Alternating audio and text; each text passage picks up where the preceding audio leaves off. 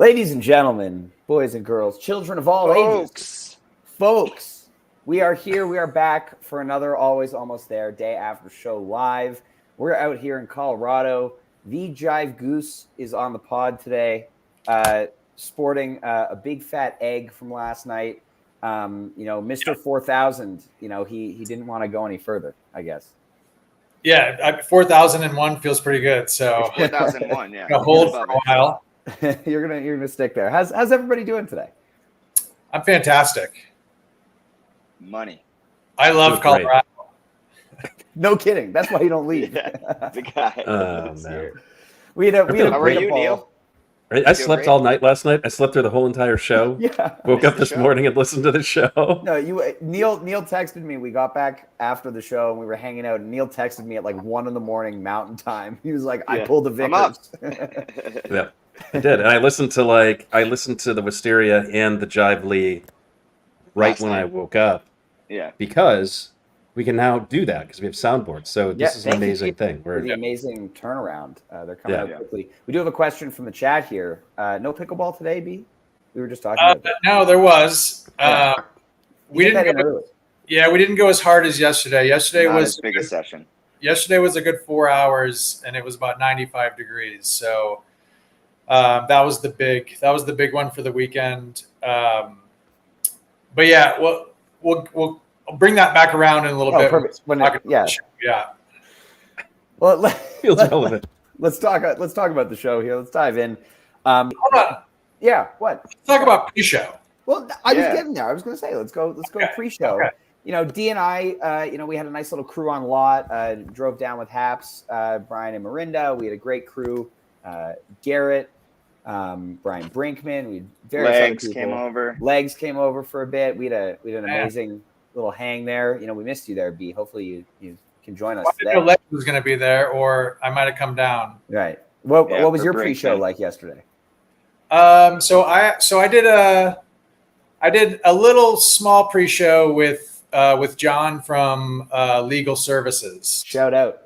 Yeah. Those Stop guys by this weekend.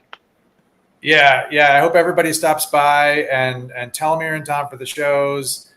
They really want to hook people up. This is a weed store, by the way, in case people were confused. Yeah. You didn't say We what call it legal dispensary, services was. Ryan. It's a cannabis dispensary, Ryan. Yes. Yeah. See, Ryan corrects me on if I get the wrong keyboard. You know what I mean? So I got to take my opportunities when I can. In the state. But yeah, so John's wife actually was nice enough to give us a ride into the show, and then we hung out and just had a couple drinks and had a good time. And yeah, we got in early. I think we came in right at doors. So might hold back tonight and check out this crazy lot scene Ryan keeps talking about. We had my mom was there too. We had a whole group of bunch of people who were seeing their first show last night. An old friend, food scene buffet. We had a bunch of people that my mom and I met in Mexico over the winter, who we talked up Goose to them.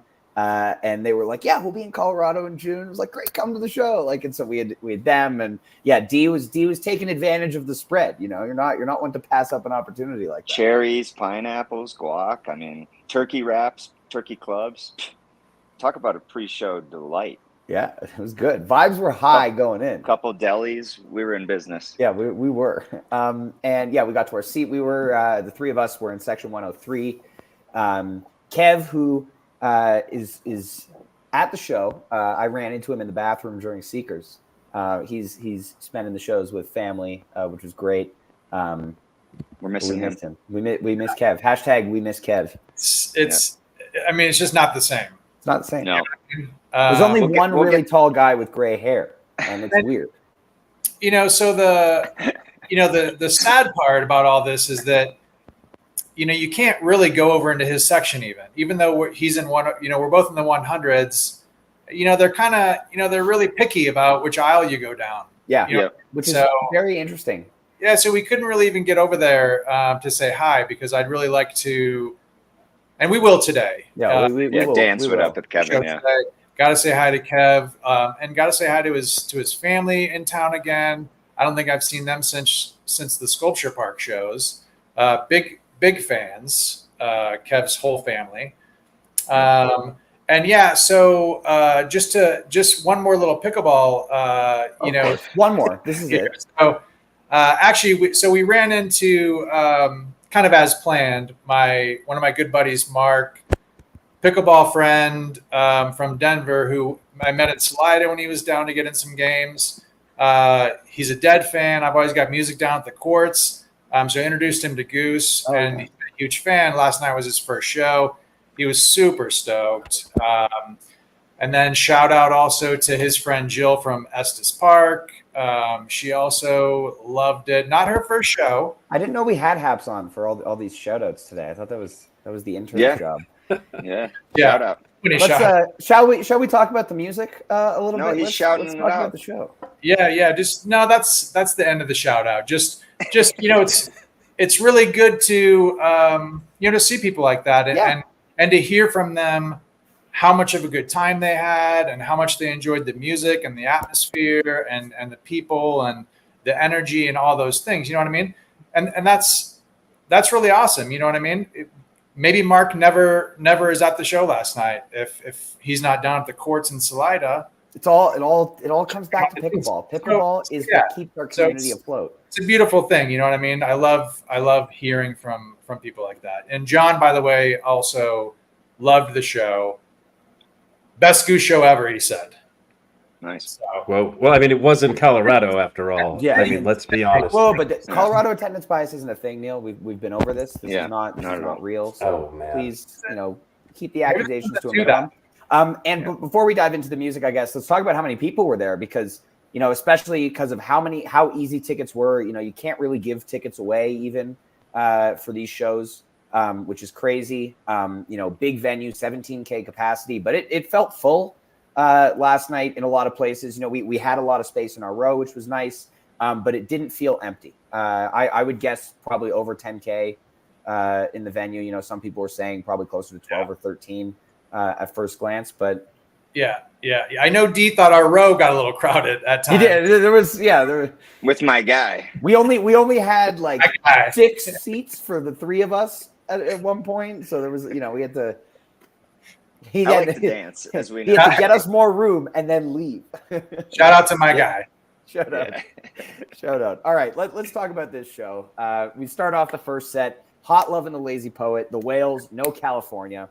Great opening trio, good first couple of songs. Hot Love openers. We talked about this when we talked about Soulshine. This song is great. Whales was fun. And No California, full band debut. Huge. Very excited. Ilse Juber. Yeah. Great artist. Great artist. Good, beautiful song. But yeah, it was crazy to see Hot Love again.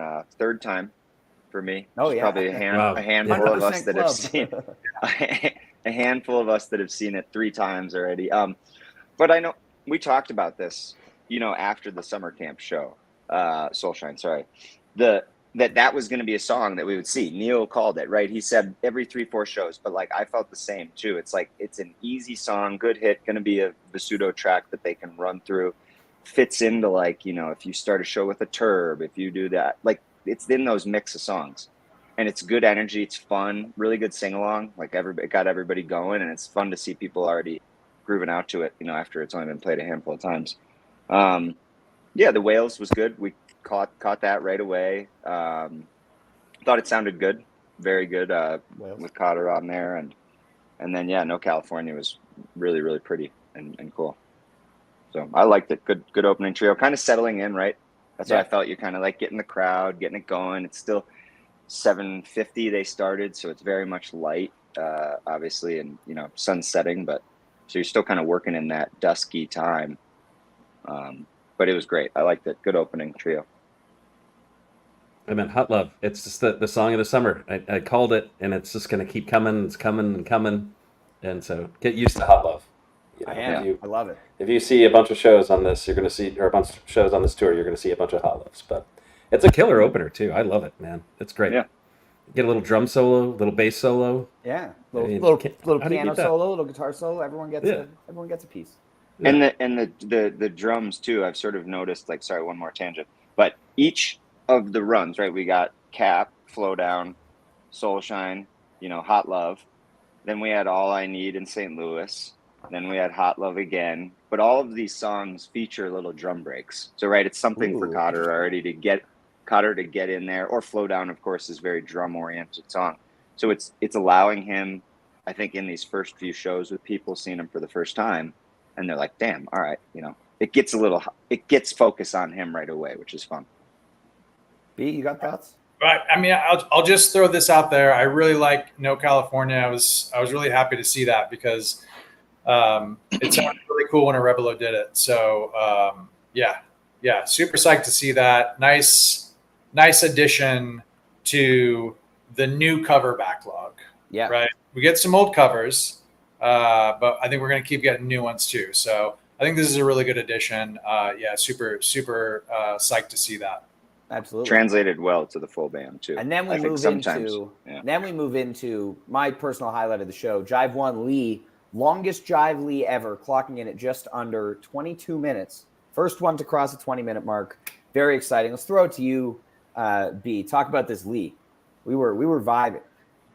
Yeah, I mean, you made it sound very historic. I mean, it is. And yeah, it's the longest, and it might not be the best ever, but it was fantastic. It was fantastic. Yeah, and it's so funny because you come into these shows and you're thinking, oh man, you're thinking about Madman and all these big bang and what big jams are we going to get? Arrow maybe. And you're really on the Arrow train. It's coming tonight, he says. But then boom, then you get this huge Jive Lee. So it's you think what's coming but you never do, right? And sometimes that works against you in Fancy Goose. But no, this was a really cool jam, and I think I think Peter really was kind of the star of this jam for me. And yeah, it was laid back. It wasn't a fire jam. Mm-hmm. It just had a really nice groove. Maybe some psychedelia in there. And yeah, I mean, highlight of the first set, without question, maybe of the show. Yeah, fantastic jam, unexpected, made it even better. There was also a couple of things that stuck out to me on re-listen that I couldn't really hear in the moment last night, like Peter doing some really cool stuff with the delays on the organ that were, more subtle early on in the jam that weren't really coming through in the PA last night. But yeah, there's this kind of that psychedelic late night groove that we've been talking about. It was in the St. Louis Empress. We heard it in what was it? The Arrow from the Cap, Soul Shine Arrow a little bit too. But this seems to be like a prevailing new improvisational space that they really like, and they're really enjoying being in. That's also Rick's new synth effect, which was all over this Lee. But yeah, I just love how they took their time. There was some stuff we'll talk about in the second set as well, where there was a lot of patience exhibited by them. But this was great. Yeah, Peter for sure, I agree, the star of this jam, but also Trevor. Just destroying. Oh my God. Yeah, sound system at the venue, by the way, and I think we should make a quick note on this because I think Fiddlers. Well, I mean, I know Fiddlers gets a lot of hate. Yeah. The lawn sucks, and they didn't change that. But they did make some beautiful changes to the grounds. But more importantly, new sound system, and I thought the sound was fantastic. And it when you mentioned Trevor, that's what made me think of the sound because he sounded great coming through that system, and so. I really enjoyed this venue. I thought the sound was great. I thought everything about ease of getting drinks, bathrooms, everything was comfortable. Yeah, finding people, like it was accessible. Yeah. Well, it's nice when they're doing like a slight undersell when you're used to years and years of just sold out shows. Where it's like packed to the gills. They've got as many people as they can in there. Packed Red Rocks. Yeah, it's tough to navigate. I think you can enjoy the stretch for as long as it lasts, where they're not selling out these larger sheds, and you can do things like that, right? You can walk around easily. You might have a couple open seats in your row. You might be able to get a beer pretty quick, like in between songs. You can hit the bathroom during Seekers 1. Efficient. These are all the things that you can do. But I did have a question, and you guys kind of already answered it. So at home, I am noticing, and I think this actually colors how I feel about tours in general, but I'm noticing that Trevor way up in the mix right now. Are you feeling that at the shows? 100%. Because I was feeling it when I was at the Cap, but like I know Daniel, you've been to a bunch. St. now. Louis so... was he's there. I think he's just more prominent in the mix. Like we hear at the Tumble, that like he's and leading jams too, which he helped that Jive Lee, I think, sort of at the start. We heard some other sections. I thought, he's been very prominent in the mix, which is good because we saw him take off a lot in early 2023, both in sound and in his pushing and progression of the improv. But it's maybe laid back a little bit, whereas hopefully he can kind of drive this again. I think him and Cotter are finding good spaces together and really work well. But to go to the Lee, the one part, I agree, Ryan. You know, we were talking about this, and I've heard it. You hear it. We've heard it in every run now, and this is just seems like a very safe but very successful space for them to jam in right now. Is, you know, we come out of the composition. Peter goes on the OB6. We get the synth. He sort of builds washes and like he's able to play that synth really well, sort of make lines and good melodies on it, but also create a lot of crazy sounds. Comes back over to his Nord, kind of drives the keys to like build tempo and pace, and everybody kind of locks in. And then he moved around. He went, like we said, he was all over. He did the delay on the organ. I think he might have even maybe some vibes, but I was trying to listen. Yeah, there was some vibe in there as well. I think we're just at the tip of the iceberg with the organ effects. You know, he just introduced those at the Cap. We're just starting to see it kind of be used in some improvisational spaces. You know, it's prominent in STL, which hopefully we hear soon. But other than that, I think he's just starting to explore that. And so I think as this tour goes on, you know, by the end of the month, we're going to be seeing some really incredible stuff coming out of that organ from Peter, I think. And Rick. Yeah, well, Rick's guitar too, though, like you said, and that the one piece I wanted to add, it's just the Empress. All these jams we're seeing where it's sort of this late night, like B said, kind of disco dance vibe, like really successful right now with what they're finding. And I think what we're also seeing is they're able to kind of go into a space maybe that they had tried to navigate in the past, weren't able to kind of get through it all, and successfully come back to the jam, successfully come back to the song. And Cotter's able to really kind of change on the fly, listens to the band really well, but his motor just keeps things going. So they're kind of able to progress through it all.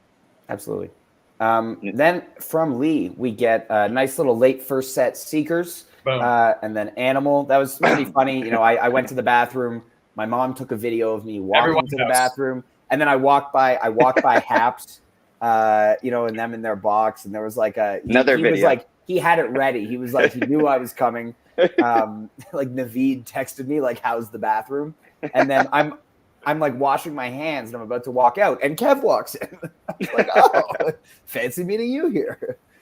Where we found Kev at Red Rocks, we found him at the bathroom. Yeah, during So Ready. And during So Ready, that's right. It's amazing. It's just like, that's how you find Kev. Yeah.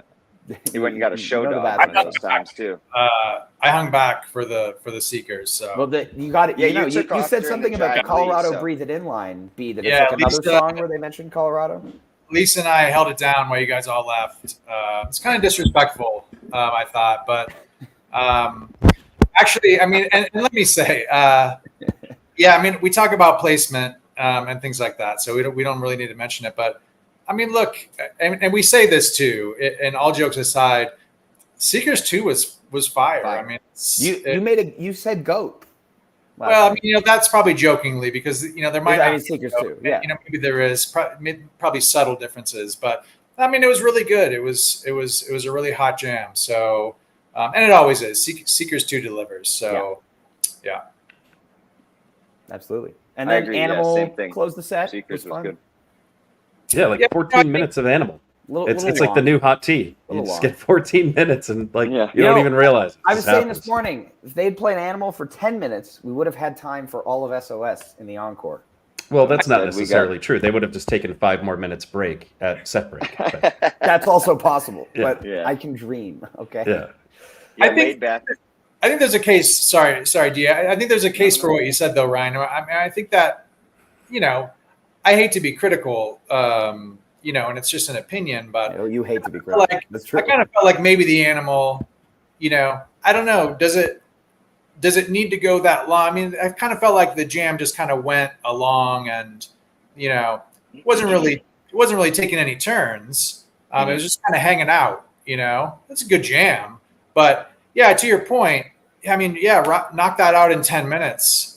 Just boom. Knock that out in 7 minutes. Bam. Encore that shit. If you're gonna say it's a new hot tea, then I think we've got it. It does feel like those 2019, 2020, 2021 hot teas. Like 15 minutes, like minutes, guaranteed like 15 minutes. Yeah, and it's clockwork. I mean, it's fun though. If you're at the show, you get to dance and all that stuff. But if you listen to a bunch of these in a row, they all sound to his credit, he likes to be all grumpy and whatever. He was belting the lyrics, dancing, having a great time. So. Oh yeah, we always have. Yeah, I mean, you got to have a good time. You know what I mean? We do all this talking. You know what I mean? But when the music's playing and you're there, I mean, you got to get down and you got to have fun. Ripping. Yeah. Exactly. So, then a 15-minute animal, not so bad. 14 minutes, whatever you want. Exactly.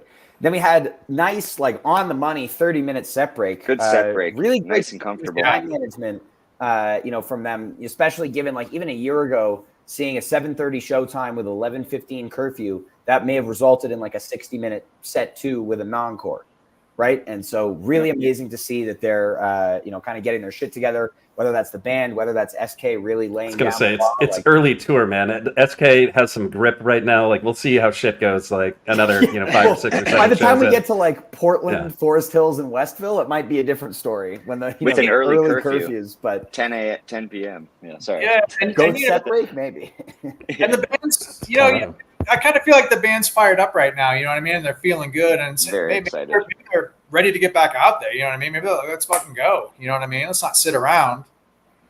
Let's take care of business, some set break business, and then get back out there. Hey, and also, good set break. Sorry, one last thing. Good set break.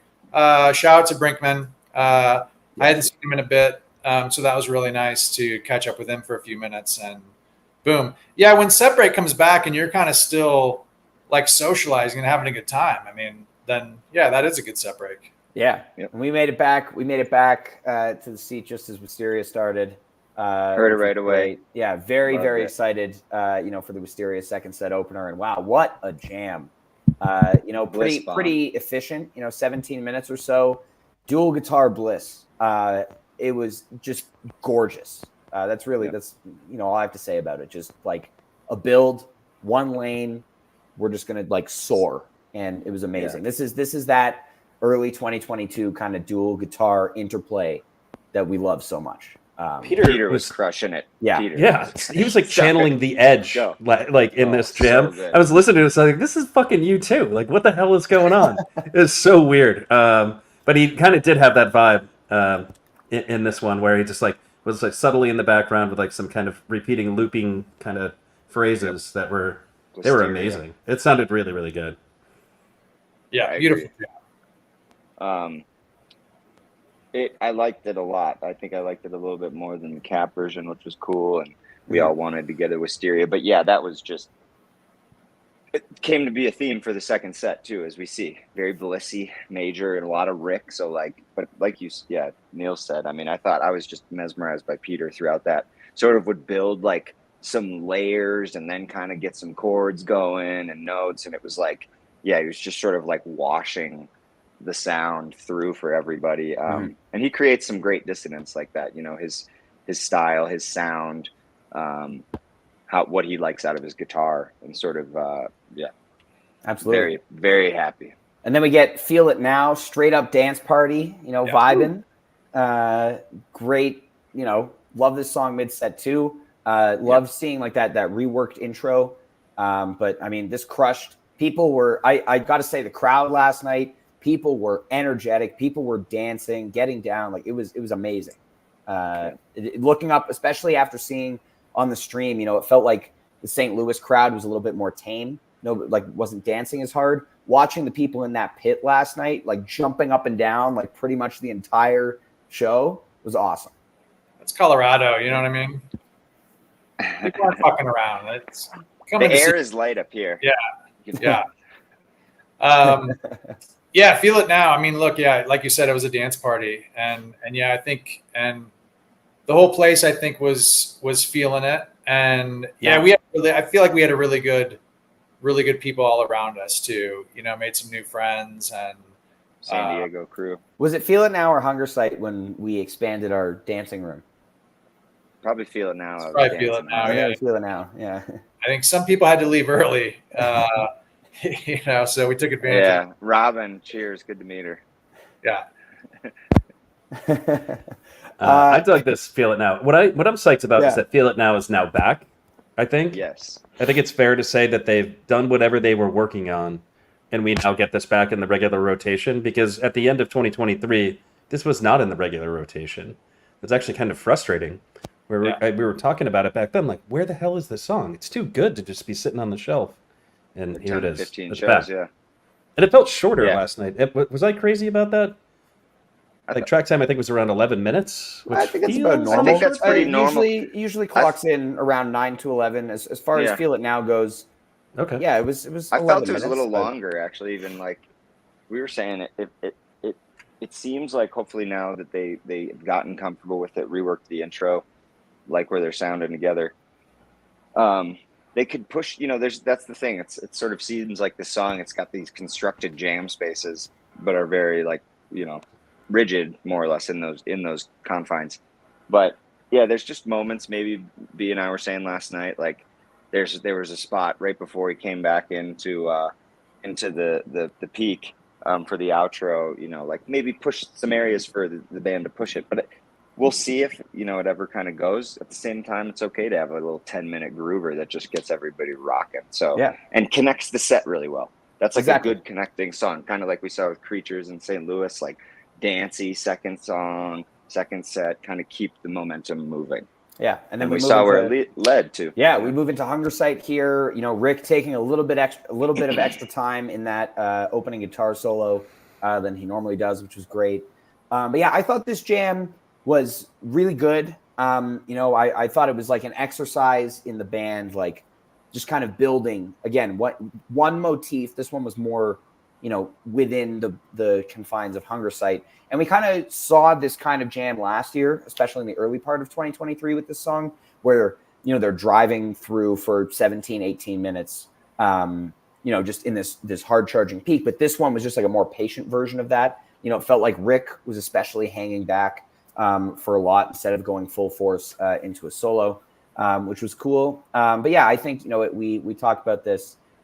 Definitely, I think, like kind of lagged a little bit towards the middle part, you know, without anyone really like stepping up and suggesting a new idea. And it felt purposeful to me that they were like doing an exercise, like how long can we go here, you know, showing this kind of restraint, which I appreciate. But still, it felt as though they could have, you know, done a little bit more during the jam to keep it engaging. What do you guys think? I think you termed it, Ryan, this morning as a practice in musical edging, where we're building. I wasn't going to say that on the pod. We're building as long as we can, you know, to kind of hold off, and then before we hit that climax. So I mean, oh man, don't mention the sandwich. Oh my God. So once I saw that. We've lost control today. We had control. Yeah, when I saw that brisket today, you know, I knew it was a good sign. So, yeah, I liked it. Agreed. It's sort of because I think B and I were sitting there, and like there was a point about 10 minutes in total, probably, so 4 or 5 minutes into that jam that they kind of pushed and proceeded to kind of build to the edge there. They you know, then they hit that note, and then Rick really took over. I think some people were saying, you know, like Brian and Marinda, like some of the hard districts playing, it sort of kept that theme too, the Wisteria, and we saw later on with the Dripfield too. But you know, just pushing his soloing, and really sort of he feels very comfortable. You can see he likes how he sounds right now, I think, and it was great. It was a great peak, very successful climax. This is this is like a pretty decent hunger site. I think this is a good time to talk about this show in general, which I think folks are really stoked on this show. I think set list wise, this flowed incredibly well, but there aren't really a whole lot of jams to speak about. Oh man, that's actually pretty good. Yeah. That was pretty good. But so like you get this hunger site, which doesn't really feel. I mean, it's got some length to it, but doesn't feel like a jam. It feels like kind of a bunch of solos back to back, and kind of get this hard charging peak. Which I guess this is like a lot of what like hunger site did last year, unless it like really went to outer space. But it's an interesting show because of how well it flowed. I think this is normally the kind of show where the four of us would get on and say like, where were the jams? But this show just sounds so good start to finish. You got two pretty nice jams in there. The longest Lee ever, which I guess is okay. Get 21 solid minutes of jamming. Whoa, okay, that's okay. Just coming in and knocking it down. Yeah. I thought it was great. But the show last night. Yeah, that's why. I'm not hating on the show. I'm just saying like this show didn't go deep. It didn't go deep at all. It was still really good. That hunger site was hot. That's the whole point I'm trying to make here. Yeah, and look, I don't think hunger site's a rocker. You know what I mean? Yeah. Like at the end of the day, it is. Yeah. For the most part, that's what it is. And so yeah, sometimes they're gonna rock it a little bit longer, and that's cool. And it's not like you said, going to outer space. Yeah, they'll do that from time to time. But yeah, for the most part, this is kind of a good long hunger site jam. So, but yeah, I mean, look, I think the Jive Lee jam was really good. I mean, I think that's playlist worthy. I think the Wisteria. So this is one of those Wisterias where, because of the efficiency and just the beauty of this jam, this is highly replayable. And we'll get to the drip field. I'll say the same thing about the drip field.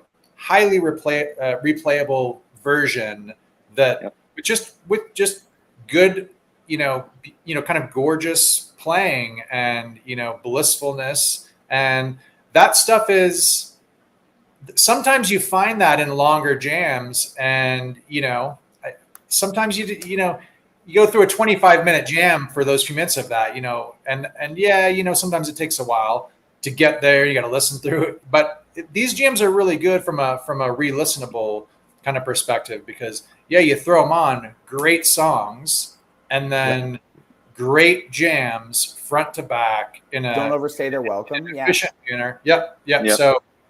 So I kind of agree with everything you said, though, Neil, about the hunger site in the end. I mean, it's as always, this is a good version. You guys agree? It's just a hot version. Yeah. You guys agree? This one also, I think we kept saying too, is the efficiency of getting to the space, right? You tie that off though. It's like, it's not only like the completing of the idea for me, but like you kind of feel like you're deep in a jam where you might get 20 minutes in and it's 10 minutes in all of a sudden. It's sort of, and I think that allows them to maybe add another song, or like we've seen a couple nights now play, well, Peggy-O was in the middle of this, of course, but it, 4 songs more or less, like 4 big decent hitters. You can go 15 to 18 to 20 minutes with 4 songs, maybe get another one in there somehow. That's a very successful set approach. Yeah. This Peggy-O was incredible. Perfect placement right here. Yeah, perfect placement. Love this as they the switched landing pad. We saw that. Some would say they earned this Peggy-O. Oh, I definitely agree that they earned the Peggy-O. I don't know if it was supposed to be Hunger Drip, right? It was supposed to be Wisteria, Feel It Now, Peggy-O, Hunger Drip. I like the switch. That was the only edit they made to the written set list last night, except for cutting the first part of SOS for time. First part. But yeah, this Peggy-O was an amazing late second set landing pad. Beautiful pick for the ballad. I loved Peter's guitar solo. Some don't love Peter's guitar solo on Peggy-O, but I personally do. I love Colorado peeps love Peggy-O. Who doesn't love? If you don't love Peggy-O, like I don't know. It's not well, yeah. It's like the Ricky Bobby thing. Like, if you don't like Big Red, fuck you. Like that's how I feel about Peggy-O. If that's your second set cooldown, man, you won the lottery on your show, right? I can think of like maybe 3 songs that I love in the second set for a cooldown, and this one's maybe number 1 or number 2 after this old C. Crushes. I was hoping, I was wanting Give It Time. Like, yes. Oh yeah, we thought right away at the beginning. We want that tonight. Oh, you're getting it tonight. Oh, hell yeah. The whole place is going to be singing it. And maybe that's still the first setter for them. right now. You know what I mean? Time, yeah. But you could play it right there. I mean, that you could drop Give It Time right there. Will Dusk Give It Time tonight? I think everyone would have been stoked. Really hope they play that tonight. Of the new batch of songs, that's the one I want to see the most. So yeah, fingers crossed. Oh, and just by the way, the comment, we'd have to scroll up now. Who's from? Which one? About the flow. Yeah, that's set to flow. And I know we're not all the way so good that yet, but yeah, the flow of this set was just outrageous. I mean, Wisteria, to quote Neil, Feel It Now, Hunger Sight, Peggy-O, Dripfield, and then a Dawncore. Yeah. That's top-notch stuff. You know what I mean? And I think, and that is why, and this isn't one of those situations where it's like, well, on paper it looks good. You know what I mean? Which it does, but it also was that good. Yeah, and it was executed well. Yeah. And I mean, this Dripfield, we were saying on the way out last night, Brian made a really good point. Not you, Brian, other Brian, that the bigger the venue, the better Dripfield sounds. And I 100% agree with that. This song was built for sheds, arenas, huge venues. We really thought. We can't edit this out when it's live, though. No, that's the important thing to remember here. B and I really thought it was a Hollywood Nights jam last night. We were singing along. Sure. On tape today, I was not so sure. It is, and that's a great tribute to Seeger. Yeah. R.I.P. Fun Dripfield. I mean, so again, this Dripfield, it's to the point. It doesn't mess around. It's a really killer. It's like that's a pump your fist kind of hit the roof of the car jam. You know what I mean? It's Big Lebowski. Yeah, that's how it was Hollywood. Yeah. So we're gonna listen to that one a lot. Is that one going on the Courts playlist? Oh. I think so. I think the Hollywood Nights jam people will recognize at the Courts. You know what I mean? Like, sick Hollywood Nights jam, bro. Fits the age demographic. Yeah. The Hunger Sight's too much for the Courts. I learned that a long time ago. I gotta tone the jams down a little bit. Hunger Salt was a little too long. Yeah, they're not having it. Then they start getting there early and putting their music on. We can't have that. Yeah. It's like Pittsburgh doesn't work with the pickleball crowd. That's on the bike on the way. Pittsburgh. That's on the bike on the way. To get man, this drip is hot. I love this drip, yeah. And I'm gonna listen to this one a million times. Anytime they do anything with Dripfield, I'm excited. Right? So slap a little jam in there. I'm excited. It's just like I said to my friend Max last night as they were starting, and I was like, this might be Goose's best song. Like objectively, it might be their best song. Whether you have a favorite song or not, like Dripfield might be their best song. Like if you're going to grab a person, who sight like unseen has never seen or heard Goose before, and be like, you're going to put them in the middle. Very captivating, of Fiddler's Green. You're thinking that's the song. Yeah, I feel like in terms of just like showcasing like the songwriting and just like how fucking awesome that song is and the energy. Like I think it's their best song. I don't know if Tribal I disagree. beats. I think you might be right. Tribal vibes. B, you're oddly silent. No, I mean, I think the thing about I was just being contemplative, reflecting on what you said, and I think the thing about Dripfield is that it's multifaceted. You know what I mean? It's not just verse, chorus, jam, or something like that. You know what I mean? It really has some. It's such a well crafted song, and it highlights Rick's songwriting, his vocal range.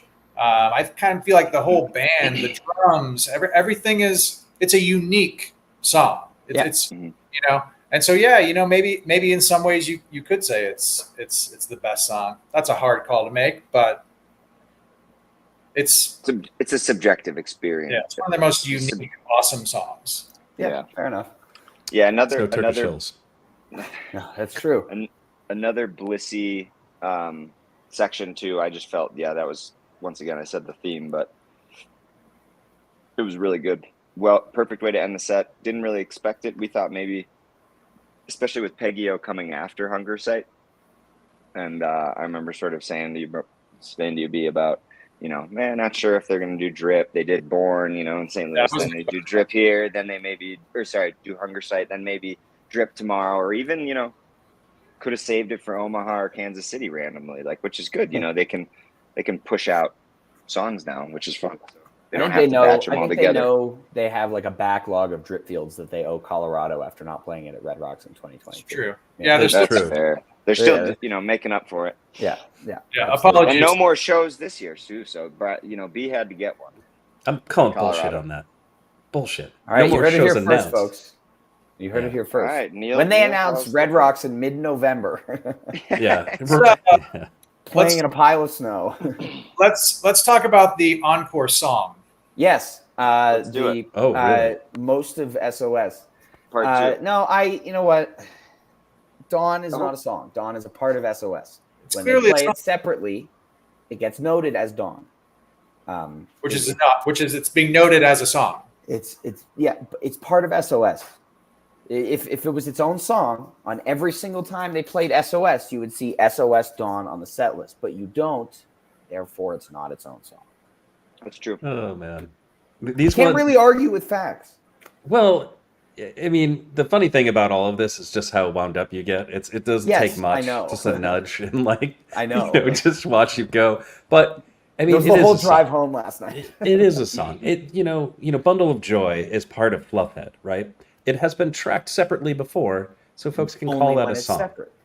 I wouldn't call it a song. I would call it a part of Fluffhead. Yeah, it's more. I think this is more of a punch you in the eye landlady. This is conversation. Adam, you are a very smart guy, and this comment is way beneath you. Just for the record. Oh man, two is played after chucking out insults now. I mean, yes, because it's just super defensive. They're two separate songs. So hey, here's the thing. If you want to actually talk about the encore, right here. I mean, look, so they were going to play it. So they had SOS, and that's what they were going to play, right? And they were short on time. And what I'll say about that is, that's great. And I think they should remember that for any time they're short on time, even when they weren't planning to encore SOS. If they find themselves in a situation where they only have 5, 6, 7 minutes, play Dawn. Scratch whatever you were going to play, and play Dawn, because everybody likes it too. I think it's to me it's one of the more emotional songs, lyrically, and just it's very powerful to me. I mean, I really love Dawn, and that's why I support anyone who wants to call it a song, because it's at the end of the day it is a song, and it's a beautiful song. And I think it's a real powerful, and also fits that short time span. I mean, I love it. It's one of my favorite. SOS is one of my favorite Goose songs. I just feel like the Dawn segment doesn't hit as hard without the initial SOS segment. I think you need we don't need a mediator. We're doing fine.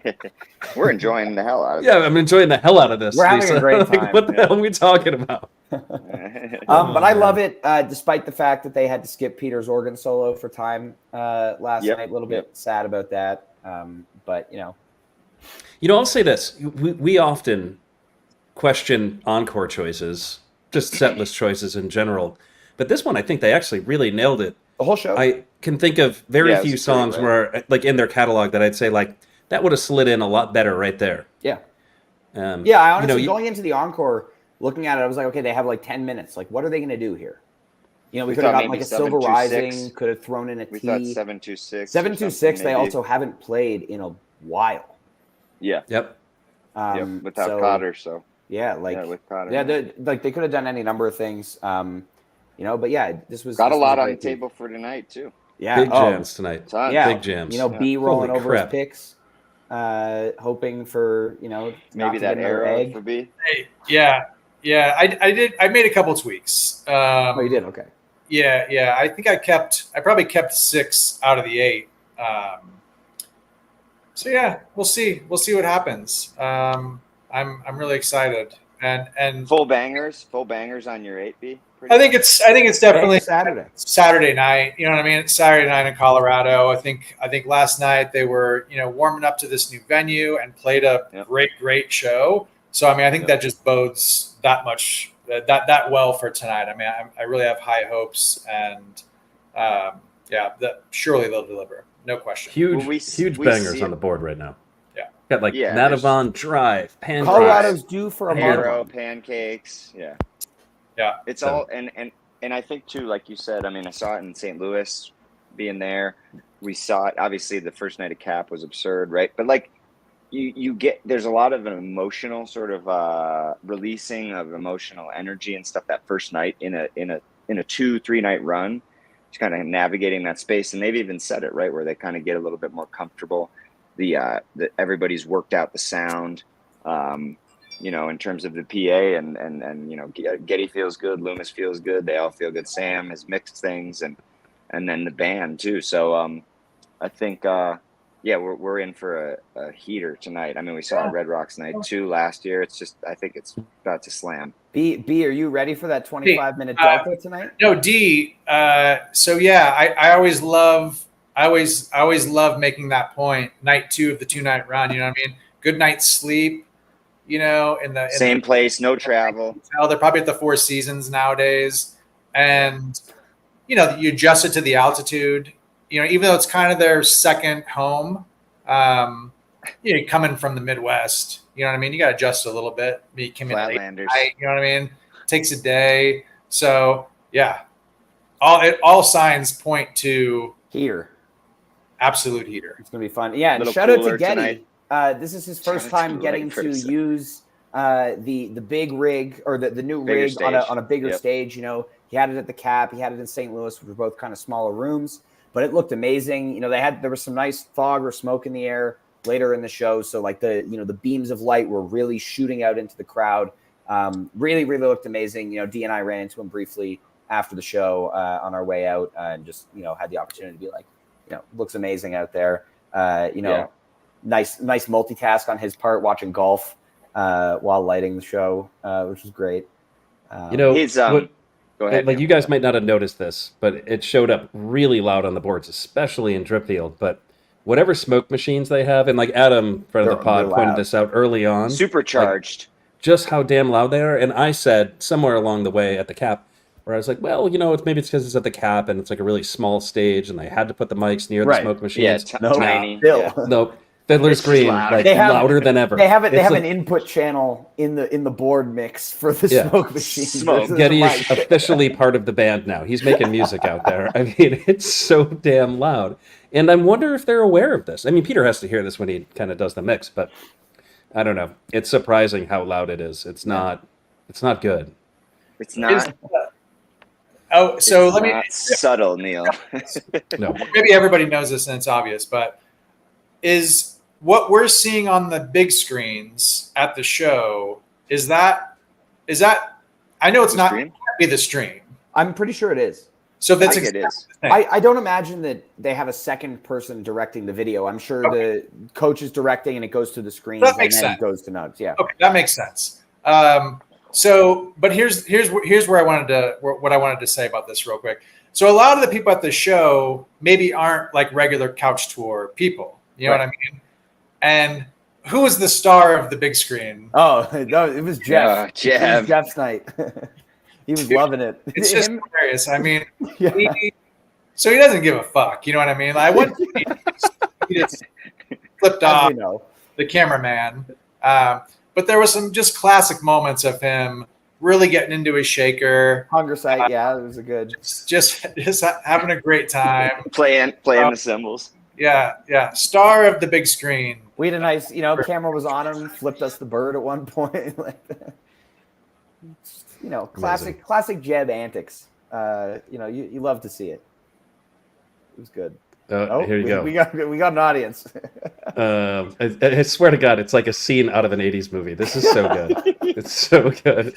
For those who are listening and who don't have video, one of our interns and a couple other people just straight up dressed like they're at an 80s pool party. It's fantastic.